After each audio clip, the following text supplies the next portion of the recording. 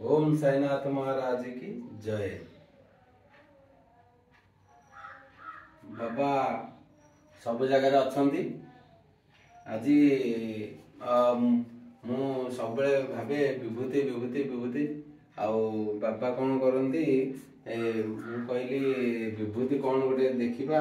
दिने आगुरी थरटे विभूति बाबांकर बाहर थिला से दिन भी मुझे देखी भाविली बहुत दिन है आउ विभूति बाहरनी आज कौन है 2-4 दिन है कहूँ सबुदिन आसिक कपट बाबांकर खोलुची बोले विभूति बाहर भावुची आज कौन मुझे घर आग ओल्लैदेली बाबा मुंडिया मारली घर ओलाओली करदेली बाबांकर ये जो सालटा बाबा को घोरा हो सबुदिन राति संध्या बेले घोरा बाबा को रखा मुझे आसिली कहले कहीं रहा काढ़ीदेवा जो काढ़ीदेली मु बाबा को अनेक काढ़ा काढ़ी कर सारा तौक जो अनेला बेलू ये विभूति ये विभूति जो देखीदी मो मन पूरा खुशी हो गला मुझे आज विभूति दर्शन मत मिलगला घरे जा समस्त पुणी डाकिगली मुझे बाबांकर विभूति आज आस देख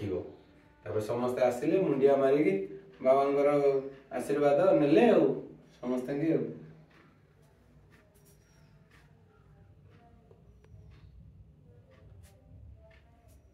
आगुरु आउ केबे विभूति बाबा पाखरु बाहर छथि आउ थरे बाहर थिला पुणी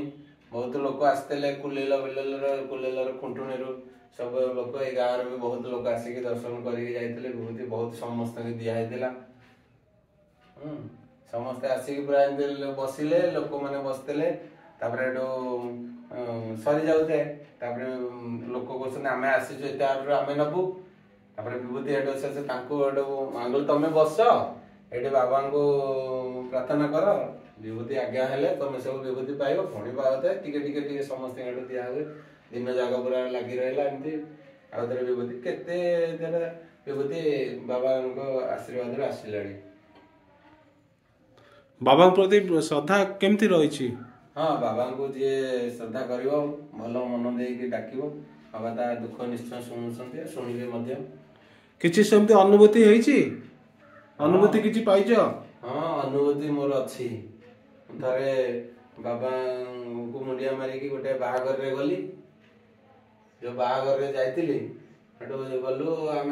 संध्या समय गोटे गाड़ी आसिक आम बोलोर को पिटिदेला आम बोलोरटा मिनिमम 100 फुट दूर को पलैला ये आम गाँव बोलोर आम नहीं से बोलोरटा पूरा माने पूरा छेतरा होगला कहले चले पूरा छिनछतर होगला ता भर जो 10-12 जन आम बसलु सब भल थलु सबुठ बड़ आश्चर्य कथा मु आग बाहरी से काचटा उड़ीकी पलैला मुझे आग बाहरी मो देहर किसी ना मो सब उठिकी आउ समस्त डकाडाकी कले लोक जमी गले समस्त बाहर कले अन्य मानकर मुंड कार हाथ सब फाटी फुटी जाइला रक्त बहुला किंतु मु पूरा पूरा भल थी सांगे सांगे बाबा से ध्यान करी बाबा शरण में आसती बोले मत बाबा रखीदे अन्य मानक भी रखीदे किंतु झटका टिके देले सेटा मोर गोटे बड़ अनुभूति। ठीक है। ओम साईराम।